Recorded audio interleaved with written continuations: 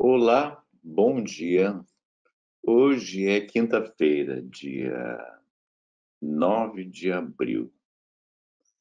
E a gente está aqui para bater um papo sobre história, literatura, o nosso momento histórico, né? Nós estamos começando, eu acredito, um novo mundo, um mundo cujos contornos a gente não vê, ou pelo menos eu não vejo, um mundo de contornos ainda abstratos, seguramente com uma terra redonda, em que tudo que passamos pela história da humanidade há de nos servir como,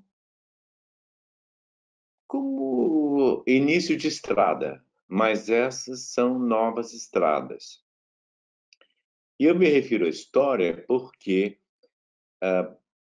em algum momento da minha vida, eu entendi que nossas vidas particulares, nossas vidas individuais, são moldadas pela história. Hoje me parece óbvio, mas eu acho que até viver o 11 de setembro, até fazer a cobertura dos atentados às torres, eu não tinha ideia. Eu nunca tinha visto com essa nitidez. A partir dali, tudo tudo mudou na minha visão. Literatura, inclusive. Eu vinha tentando escrever, eu tinha feito uns, vamos chamar de uns esboços, ou uns rascunhos, ou uns primeiros textos, de Se Eu Fechar os Olhos Agora, né? Do meu romance, meu primeiro romance publicado. E aí ficou muito claro que todo aquele quadro em torno dos dois meninos, do assassinato da Anitta, que eles inadvertidamente vão investigar, que tudo que se passa em suas pequenas vidas, em sua pequena cidade, é efeito da história maior, é efeito do Getúlio e sua ditadura, é efeito da Segunda Guerra Mundial sobre as gerações que vieram depois, é efeito do racismo, é efeito da escravidão, é efeito da história econômica do nosso país naquela pequena cidade, naquele microcosmo. A partir dali, acho que todos os meus textos literários, refletem isso. Eu não preparei nenhuma palestra para fazer aqui. Eu faço essa conversa com prazer, porque toda vez que eu tive a chance de conversar diretamente com quem lê meus livros, eu aprendi muito sobre o meu próprio processo. E descobri aquilo que Humberto Eco e tantos outros já tinham falado e escrito, que uma obra só se completa com o outro, né? Com a leitura, com o leitor, leitora, que fecha tudo o que o autor tentou passar. Então, eu ficarei muito contente de ter esse retorno através das perguntas, que eu terei o maior prazer em responder, se alguém quiser me perguntar.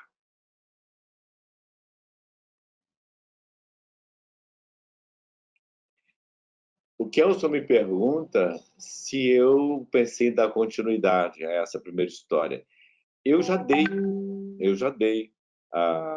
Meu segundo romance, A Felicidade é Fácil, é uma continuação de alguns personagens que apareceram no Se Eu Fechar os Olhos Agora. Se Eu Fechar os Olhos Agora, seguiu-se A Felicidade é Fácil. Na Felicidade é Fácil, aparecem outros personagens, que são, particularmente, Bárbara, que é uma menina, uma jovem de São Paulo, que continua aqui. Aqui está Paulo adulto, o mesmo Paulo que apareceu aqui, que era um menino aqui, numa cidade interior. Em Vidas Provisórias, o Paulo é um exilado na Suécia. E como isso aconteceu, é o que a história narra. E a Bárbara, a menina que apareceu aqui pela primeira vez, na Felicidade é Fácil, na história do sequestro de um menino surdo-mudo, ou que talvez não seja surdo-mudo, a história da Bárbara, começada em São Paulo, continua aqui em Nova York, para onde ela foi como, não dizer expatriada, pela, pelas condições econômicas difíceis do Brasil. Em suma, em resumo, continuei. E estou no momento escrevendo um livro de contos em que a história do Paulo, agora já um homem mais velho, o Paulo agora já tem 60 e alguns, Paulo volta. E volta com alguns dos personagens que quem leu conhece de Vidas Provisórias e da Felicidade Fácil. E de Se Eu Fechar os Olhos Agora. Isso é muito, muito pretensiosamente, isso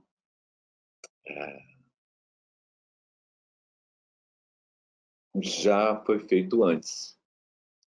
E foi feito por um grande autor francês. Não pretendi fazer esse roman fleuve, né? Foi acontecendo. Quando eu comecei a escrever A Felicidade é Fácil, o cenário em volta, real, histórico, era do plano Collor, do início dos anos 90, que tantas dores e tantas mortes trouxe aos brasileiros, né? Dentro desse quadro, um menino é sequestrado. Teve um acontecimento na vida real que eu ficcionalizei. Esse menino era um menino que não falava e aparentemente não ouvia. Esse menino é sequestrado e é sequestrado por engano. Quando os sequestradores descobrem, a trama se adensa. Não posso contar muito mais porque aí seria um spoiler, né? Só um instante. Vocês também têm, de vez em quando, a interferência da Siri. Eu estou muito bem inquieto, escrevendo ou lendo, e de repente entra uma voz, que é a voz da Siri, dizendo: um instante, não entendi sua pergunta. Enfim, esqueçamos isso. Sobre Vidas Provisórias, que é o terceiro romance dessa, até, até então uma trilogia, Vidas Provisórias surgiu quando surgiu da minha memória daqueles anos de chumbo, e de uma outra constatação. Os exilados da ditadura, em grande parte, se não na maioria, eram pessoas muito jovens, na faixa dos 20 anos. E quando elas e eles voltaram ao Brasil, após a anistia, em 1979, o país tinha mudado radicalmente. Os amigos tinham se transformado, as cidades tinham se transformado, né? Os trabalhos, os empregos, tudo era diferente. Os brasileiros obrigados a se expatriar perderam esses anos de Brasil. E perderam muito. Essa dor do exílio e do expatriamento, no caso da Bárbara, foi o que eu tentei refletir no Vidas Provisórias. Dar esse panorama de um Brasil de que se fala pouco, de sofrimento de brasileiros de que falamos pouco. É um assunto difícil. Como é difícil falar também dos anos, não dos anos da ditadura, existem muitas obras sobre os anos da ditadura, obras ficcionais e obras de não ficção. Mas aqueles tempos anteriores ao golpe, no início dos anos 60, que panorama era aquele? Como, como encararia a complexidade daqueles tempos um rapaz despreparado, ambicioso, que não gostava de política e achava que política não interferia na sua vida particular. Foi isso que foi isso que foi meu tema de do último dia da inocência. Há um trecho aqui sobre jornalismo naqueles tempos e que tem reflexos hoje que eu gostaria de ler para vocês. Separei aqui.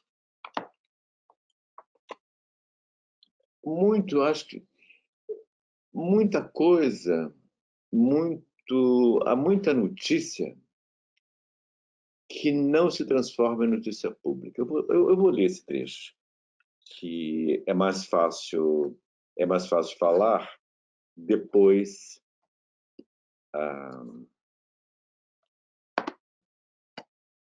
depois que eu ler, que é o seguinte, é assim, isso é da página 111 do último dia da inocência. Numa redação, sabe-se muito mais do que é noticiado. Lá, um dia, alguém contou para Gilberto Amarantes. As pessoas contam? Sempre alguém conta. Como me contaram dos meus pais, dos acontecimentos anteriores ao acidente com o Mercury Grenar, da conclusão da perícia. Um dia alguém conta. E aí vem entrando. Primeiro, Tony Amarantes negou uma, duas, várias, veementes vezes. Depois mostrou-se indignado. Acusou de caluniadores homofóbicos os colegas do pai e ao pai de tentar intrigá-lo com a mãe. Em algum momento, que Gilberto não sabia precisar, Tony gritou não ser da conta de ninguém como ganhava a vida, que era apenas o elo entre vendedores de armas e militares patriotas, acusou pai e mãe de saberem. Essa interrupção é um carro que passa aqui, imagine, passa, apesar desse dito distanciamento social, passa aqui uma Kombi oferecendo para comprar ar-condicionado velho, grade velha, porta velha, panelas velhas. Enfim, voltando. Tony gritou não se dar conta de ninguém como ganhava vida, que era apenas o elo entre vendedores de armas e militares patriotas, acusou pai e mãe de saberem que os presentes caros e os maços de cruzeiros não poderiam ser fruto de trabalho de fotógrafo de boate e preferirem fechar os olhos. A mãe começou a chorar. Tony chamou de hipócrita e ao pai de aproveitador. Gilberto xingou o filho de cafetão de viado. Tony lhe deu um tapa na cara. Gilberto devolveu com um sopapo, aos quais se seguiram outros e outros mais, enquanto a mãe gritava: parem, parem, pelo amor de Deus, parem, sem conseguir apartá-los. Os dois homens continuaram a se bater e se empurrar, logo estavam a se socar. Um deles cambaleou e bateu com a cabeça na cristaleira, derrubando bibelôs e meia dúzia de taças de vinho e tulipas de cerveja. Um deles jogou um copo na cara do outro. Um deles virou a mesa com o bule e as xícaras de café, que tinham começado a tomar. Um deles deu um chute nos colhões do outro. Um deles pegou uma faca. Um deles derrubou o outro. Os dois brigaram, se cuspiram.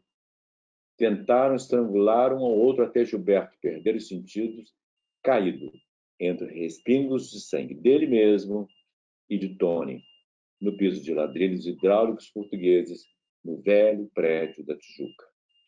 Foi a última vez que se viram. Quando a mãe faleceu, o pai não avisou o filho. Esse é Tony Amarantes, um dos personagens que circulam em torno dos militares que compravam armas para o levante, que não se queira dar, o levante de 1º de abril de 1964. Raquel Araújo perguntou como foi o processo de sair do texto jornalístico para o... Mentira, perdão, Marcelino, perdão. Quem pergunta é o Marcelino, como foi o processo de sair do texto jornalístico para o texto literário. Acho que chama-se isso esquizofrenia, né? Todo mundo tem lados diferentes, não tem?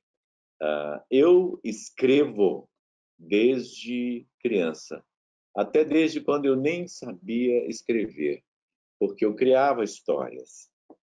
E criando histórias, eu comecei a escrever quando eu aprendi a juntar as letras em palavras, as palavras em frases e as frases em parágrafos.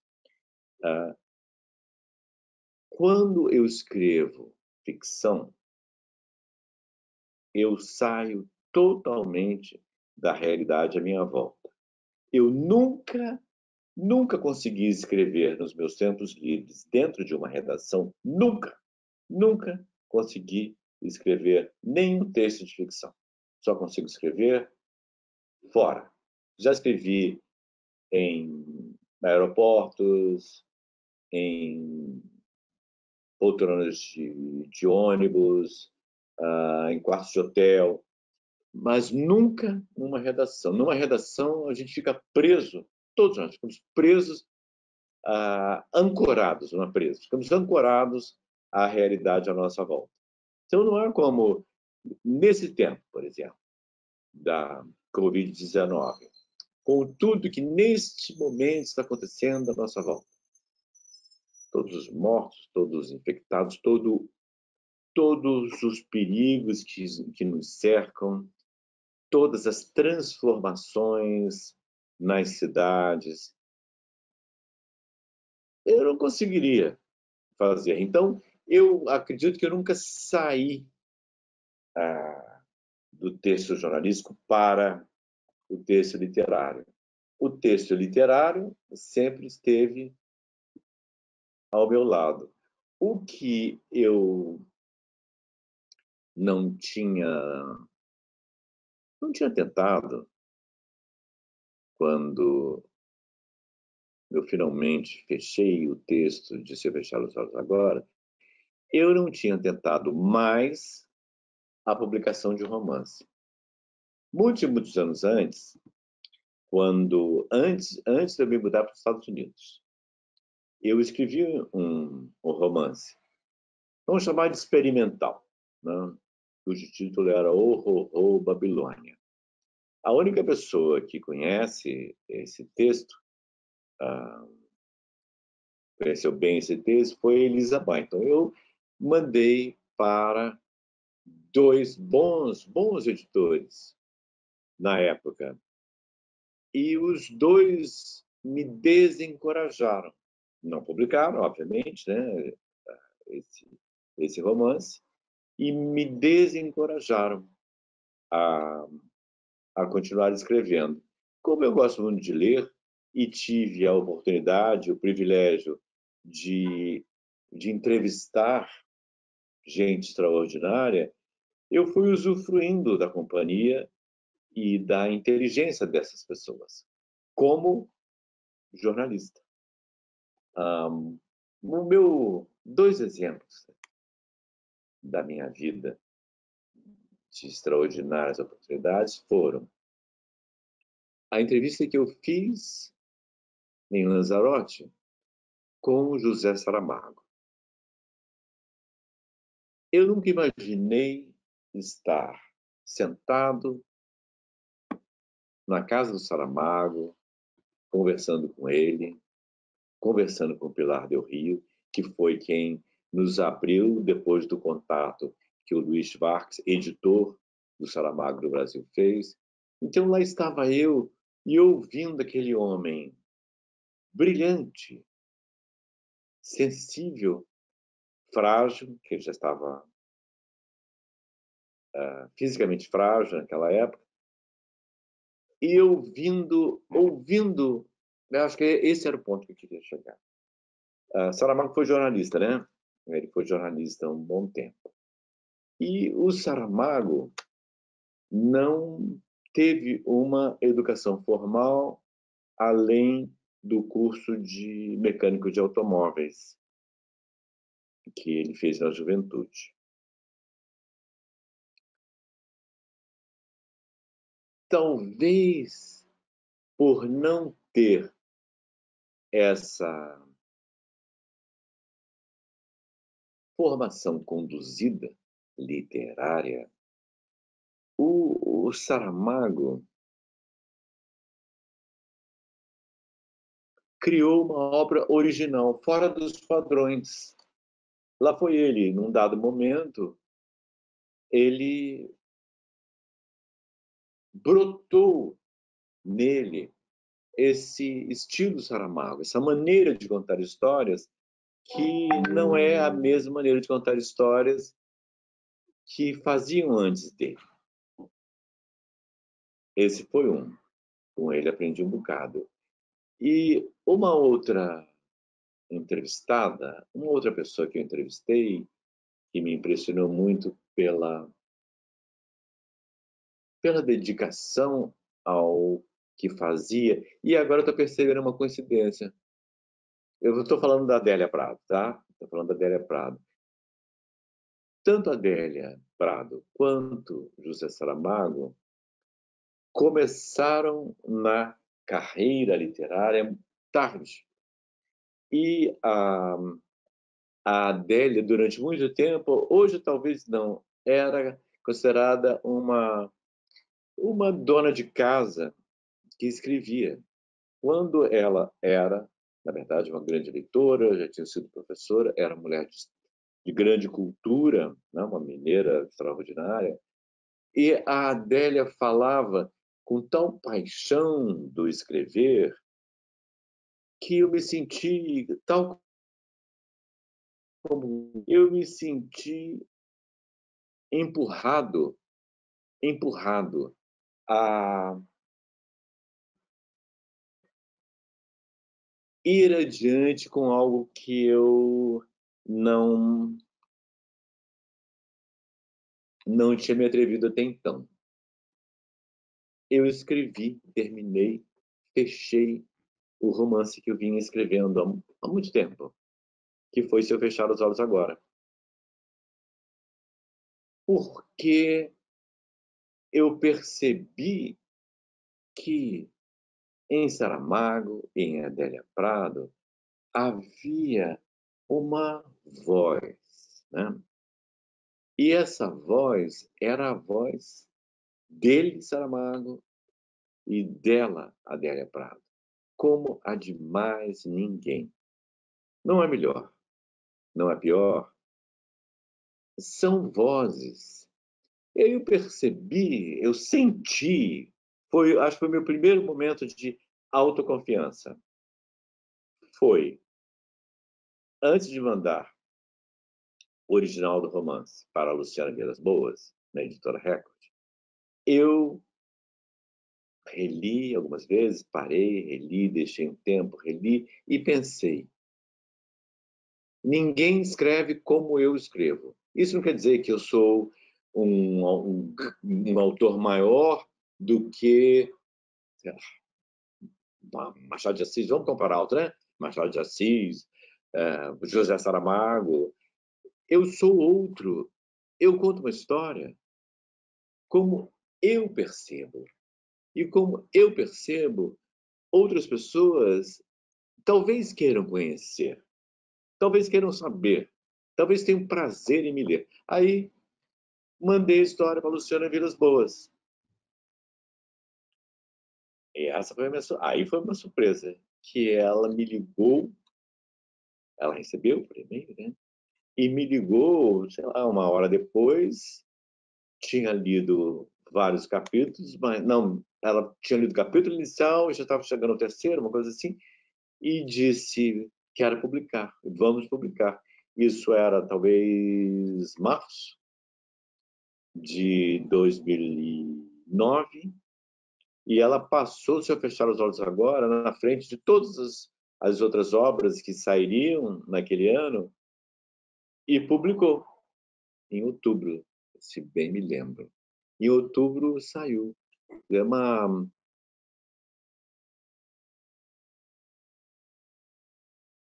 foi esse meu nascimento como ficcionista. E se quem conhece meus textos de jornalismo e vê os meus textos literários, percebe que eles são, ok, talvez sejam caminhos paralelos, mas são muito diferentes.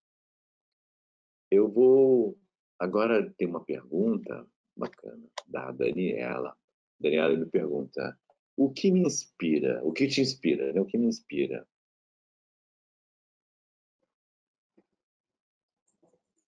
Hum,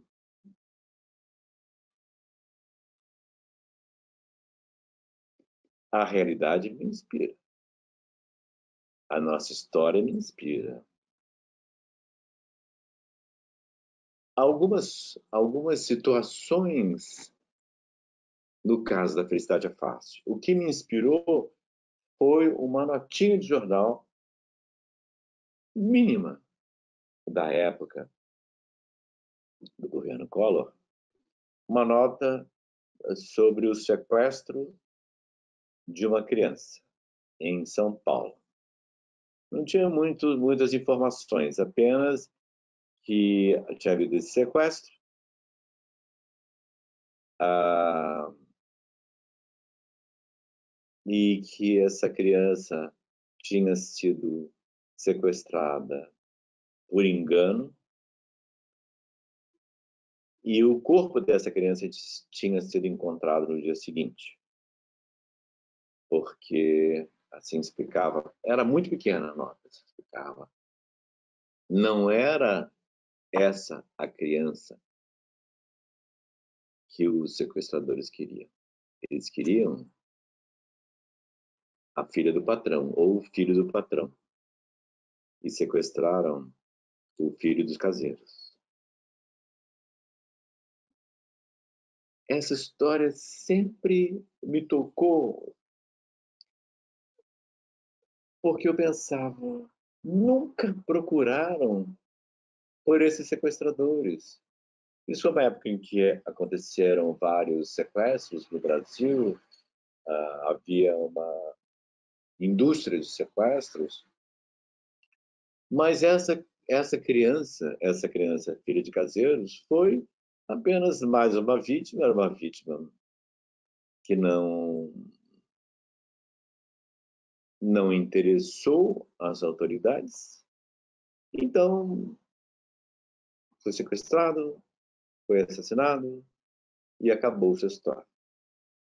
E aí, quando eu escrevi A Felicidade é Fácil, eu falei, não, essa história não acabou. Não acabou porque eu posso falar dela. Não como uma história real, mas usando a realidade para pintar, para mostrar todo o ambiente, todo o cenário que havia à volta. E o cenário que havia à volta eram os anos Collor, a eleição, a primeira eleição direta para presidente da República, a decepção com o resultado, né? Havia a minha geração, várias gerações anteriores e gerações posteriores que brigaram, que lutaram pelo direito de votar para presidente, tinham feito essa escolha que causou tanto mal. Não há soluções mágicas, né? Hoje nossa democracia já mais velha, se não madura, hoje já entendemos, né, que pagamos pelas escolhas erradas e nos beneficiamos com as escolhas certas. Bom, então o que me inspirou foi isso. E aí, conforme eu ia desenvolvendo a, a trama da Felicidade é Fácil, outras tramas reais foram me inspirando. A presença de uma ex-miss que é casada com um publicitário milionário, um publicitário que trabalha para o governo federal e que superfatura até para poder pagar os corruptos do governo federal. Essa mulher é uma heroína improvável. Ela é a única pessoa que se comove com o sequestro do menino, do filho dos caseiros. Essa mulher, essa ex-miss, essa figura perfeita, branca, loura, bela, essa pessoa entende o que aquele menino pobre, o que aquele menino que não vai ser procurado pela polícia, o que aquele menino sofre. Ela é a única. E ela vai enfrentar a indiferença do mundo através do marido para tentar salvar aquele menino. Mas como vai salvar? Como uma mulher sem recursos, uma ex-miss, uma mulher com cultura limitada, como essa mulher pode salvar essa criança? Essa é uma das chaves de A Felicidade é Fácil.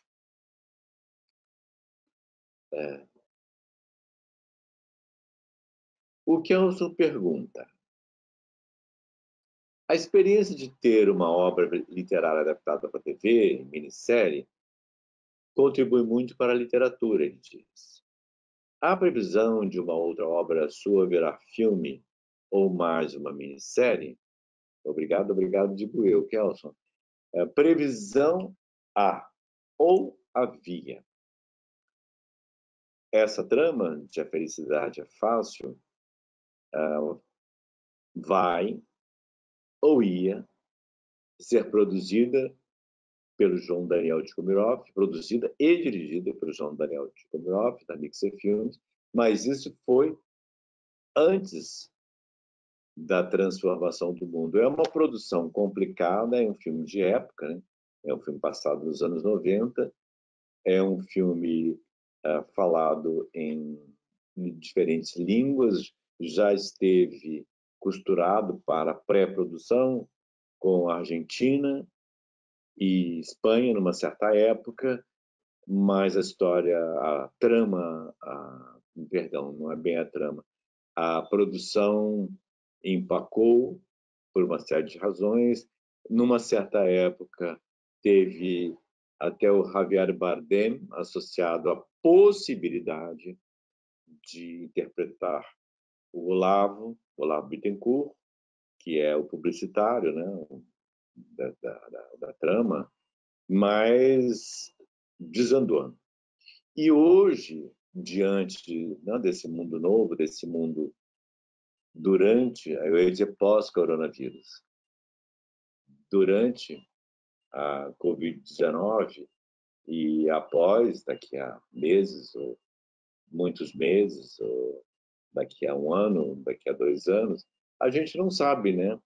Ninguém sabe a direção que vai. Se Hollywood não sabe, no caso das novelas já em andamento na TV Globo, há uma previsão de produção reiniciada no mês de agosto. Estamos em abril, então em agosto a produção das novelas, a gravação de novelas seria reiniciada. Mas eu tenho uma novidade fora de televisão e fora de cinema, que é teatro, áudio teatro. A Storytel Brasil está lançando em podcast 3 das minhas peças. A primeira já saiu, Casa Comigo. Já pode ser acessada na Storytel. A segunda será Sara em São Paulo.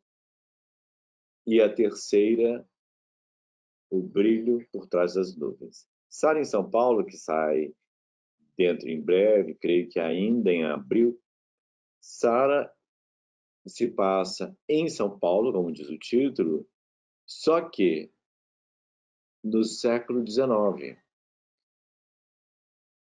Eu peguei um episódio da vinda da Sarah Bernard ao Brasil, um episódio que me foi sugerido pelo diretor Ulisses Cruz, em que Sarah, depois de um espetáculo em São Paulo, ela foi carregada em triunfo pelas ruas da cidade, que era pouco mais que uma capital de província. Acontece que aquela era uma época fascinante. Aquela era a época em que São Paulo começava, o estado de São Paulo começava a se voltar para a capital, começavam as construções de casarões e, mais importante, que eu uso esse episódio que descobri ao fazer as pesquisas. Naquela época tinham começado a construir o primeiro viaduto do chá, o primeiro, que era feito, que foi criado, foi desenhado e seria construído, começava a ser construído por Louis Eiffel, ou Eiffel, que é, claro, o mesmo engenheiro da Torre Eiffel, ou Torre Eiffel, como alguns preferem. É uma época em que também a mão de obra ainda era a mão de obra escrava. Esses conflitos vistos por uma estrangeira, né, Sarah Bernard, uma libertária, uma mulher liberada, inclusive, fazem os conflitos que carregam a trama. Isso vai sair ainda. E o que já saiu, Casa Comigo, é uma peça sobre a esperança. ela se passa em uma única noite, durante horas, uma peça em tempo real, em que dois casais se encontram e começam a falar sobre as eleições daquele dia. Eles acabaram de votar. E as eleições eram disputadas basicamente por dois nomes que eram Lula, Luiz Inácio Lula da Silva, e José Serra. Serra, filho de verdureiros, e o Lula, metalúrgico, filho de retirantes. Era uma época extraordinária no Brasil, aqueles tempos. E esses dois casais, aparentemente harmoniosos, são sacudidos pela chegada inesperada e indesejada de uma quinta pessoa. Essa quinta pessoa é o pai de um dos rapazes. E essa quinta pessoa representa tudo aquilo que existe de antigo e de preconceituoso no nosso país. Essa é Casa Comigo, que já está na plataforma da Storytel. O Rafael Rodrigues pergunta: as histórias do seu próximo livro de contos serão interligadas, podendo, nesse caso, serem lidas como romance ou serão histórias independentes? Olha, serão histórias. A trama de abertura se passa na Guerra do Paraguai. O conto que fecha, pelo menos assim pretendo por enquanto, o conto que fecha é um conto com Paulo. Paulo Roberto Arantes, o personagem que você começou a conhecer lá atrás em Se Eu Fechar os Olhos Agora. O livro de contos tem tramas que se ligam pela temática, eu vejo. E a temática é a procura e a perda, e a procura incessante, que é humana, e a perda incessante, que é humana, e a esperança de continuar procurando apesar das perdas. E já tem título. Quer que eu conte? Ou não devo? Devo. Tem título. É O Protocolo do Adeus.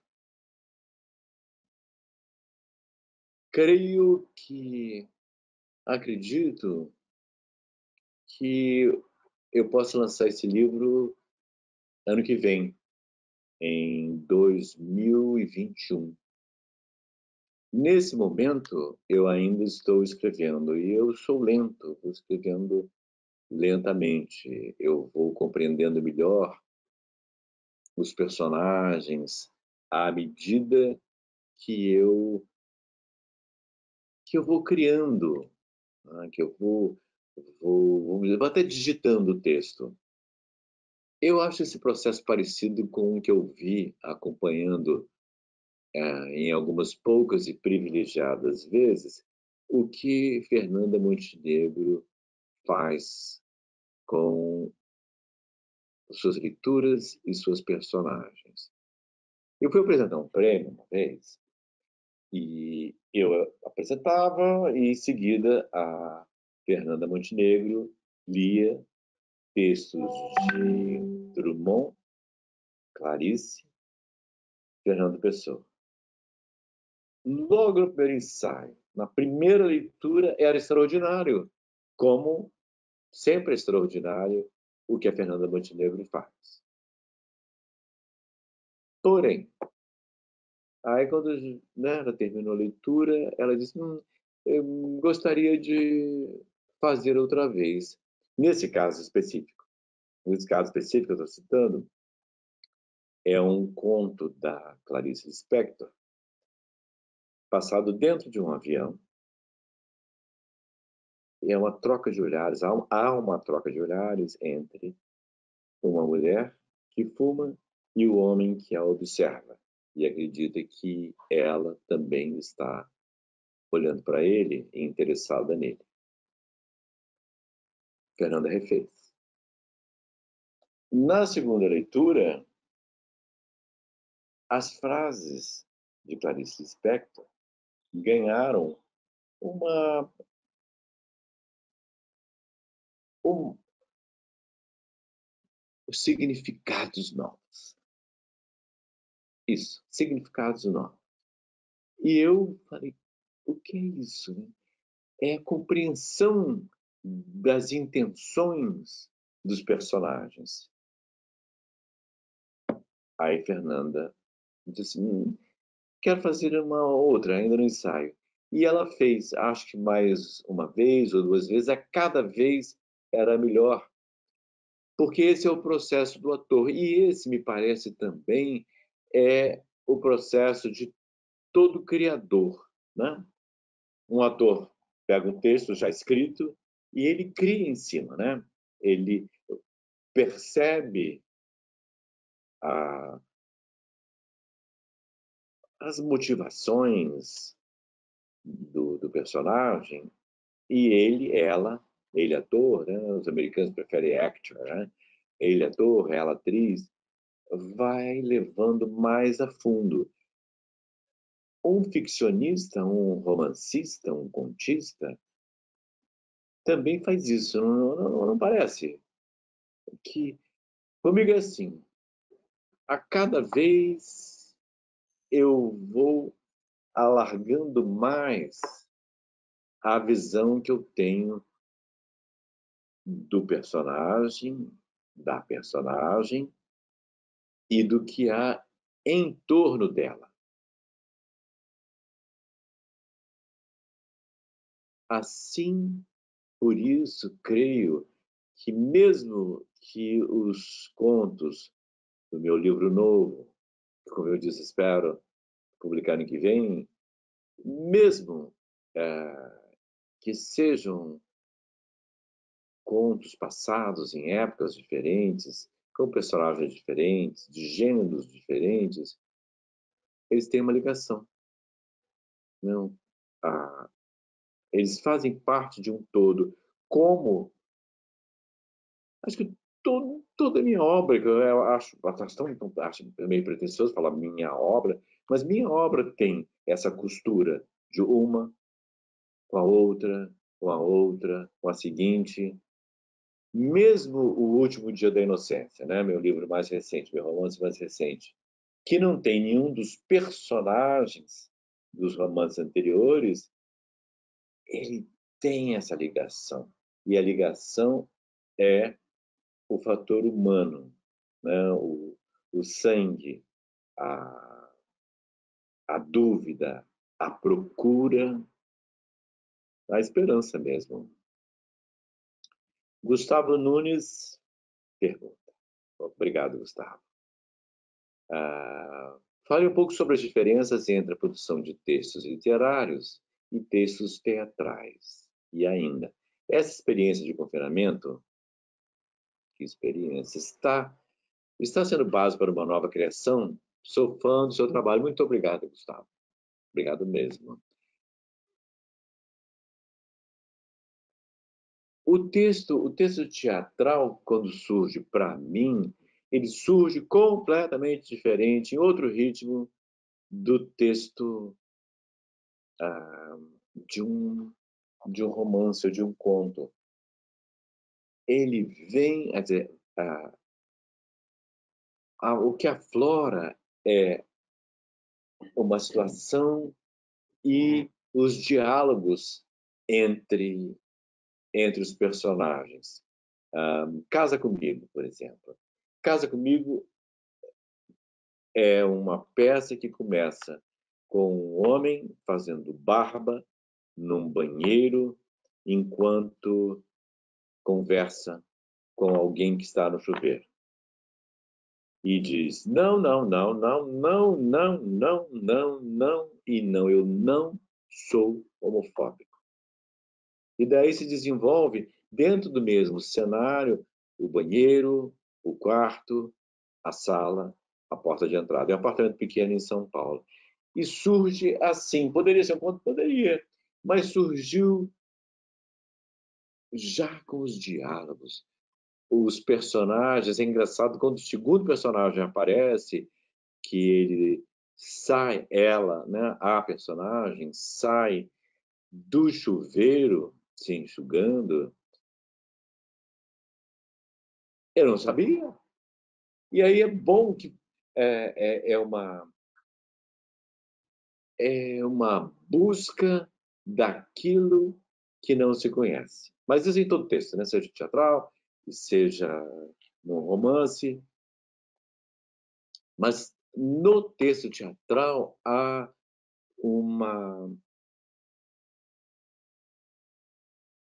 como posso dizer, há um confinamento, já que estamos com a palavra, um confinamento. Há um espaço, há um espaço. Você pode fazer tudo em teatro, né? Você pode fazer campos de batalha, castelos na Dinamarca, o que você bem entender. Mas, para mim, surge, em geral, até agora, surge em situações e lugares específicos. São 5 personagens em Casa Comigo, são 3, 4, 5 principais em Sara em São Paulo, são 3 personagens em O Brilho por Trás das Nuvens. Tem essas especificidades surgem comigo assim.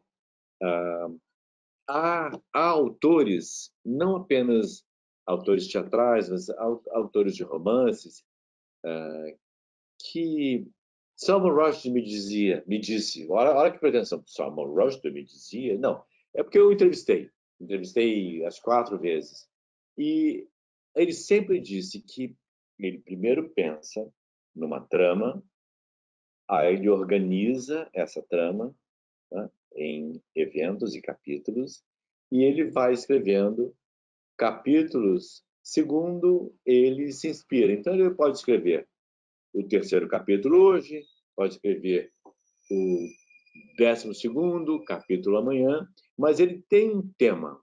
Ele quer escrever sobre alguma história em que haja um terremoto. Então ele vai começar com um terremoto. Aí do terremoto ele começa a juntar os personagens em volta do terremoto. E ele sabe o que vai acontecer. Quando ele começa a escrever, ele sabe exatamente o que vai acontecer com todos os personagens. Eu não sou assim. Esse livro que eu estou citando do Salman Rushdie é belo, belo, o chão que ela pisa. Eu não sou assim. Eu, quando começa, quem já leu meus livros, ou ouviu minhas peças, ou verá minhas peças, sabe, eu não sei o que vai suceder com eles vão me falar.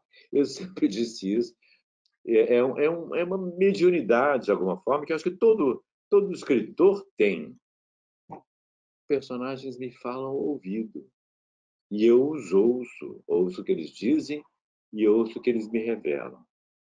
Às vezes, eles me revelam ah, em diálogos, e outras vezes na trama inteira.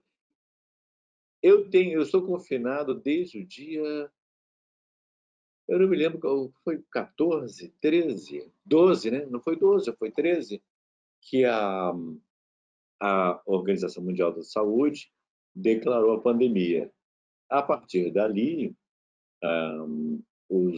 todos acima de 60 anos, na TV Globo, nas organizações Globo, fomos mandados para casa.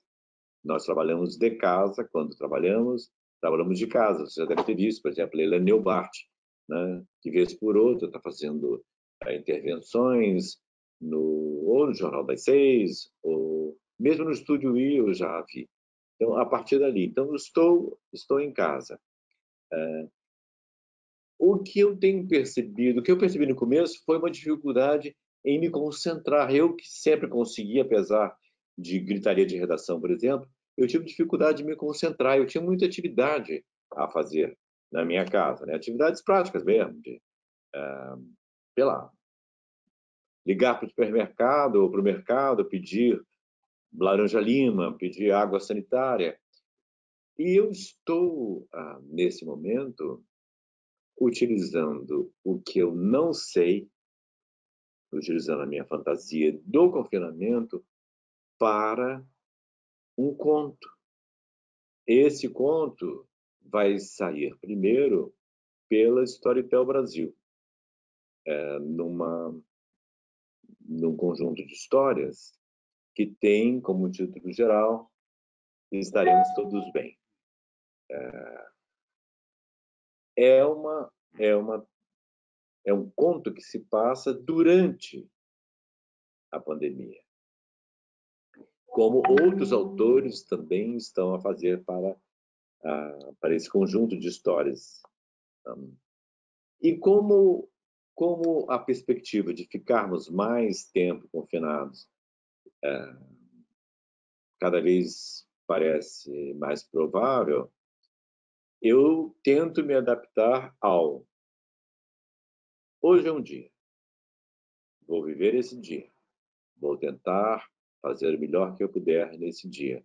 Porque se eu pensar, se a minha perspectiva começar a ser daqui a um ano, ou daqui a 2 anos, ou mesmo 4 meses, 3 meses, fica muito difícil.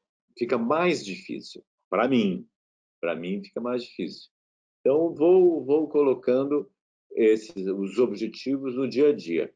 Embora isso seja meia verdade, porque eu acabei de me tocar, que eu tenho planos, tudo bem, é para o ano que vem.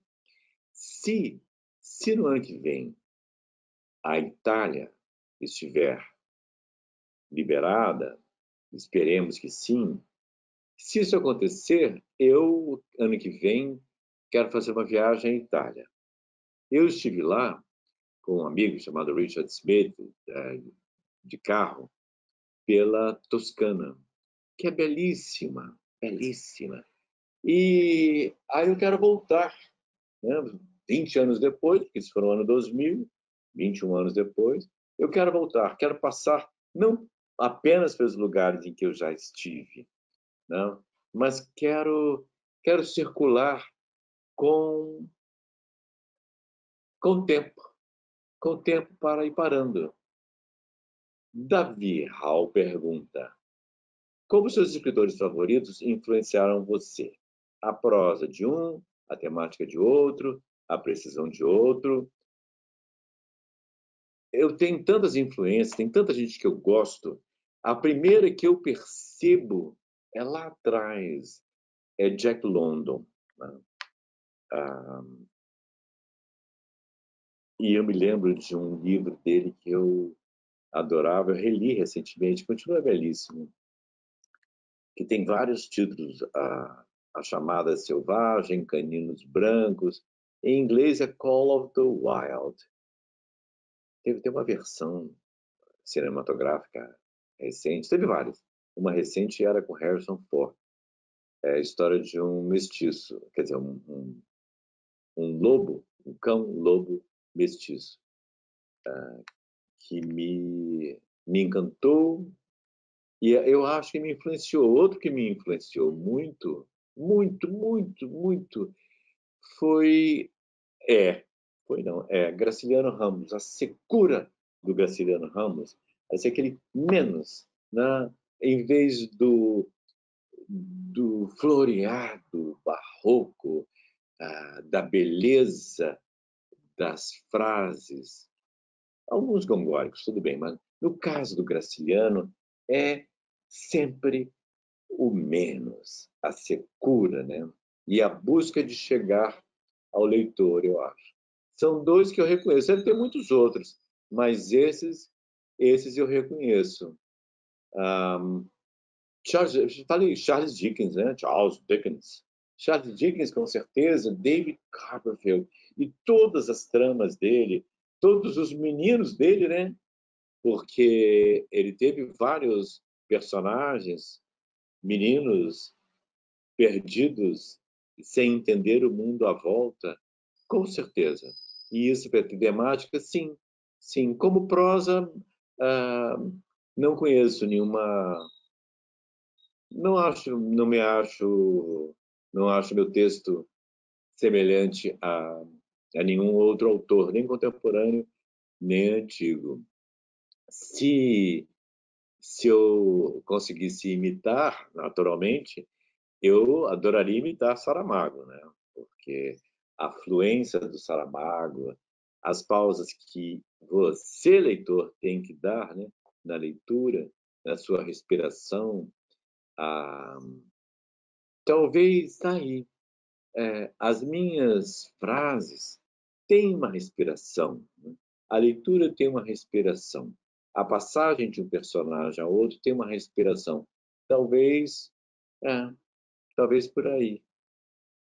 Jonathan Lima pergunta: nos seus escritos literários, você retrata muito bem o cotidiano de pessoas simples e sofridas com muita perfeição. Até onde vai sua experiência vivida e até onde vai a pesquisa? Jonathan, obrigado. Eu pesquiso muito, né?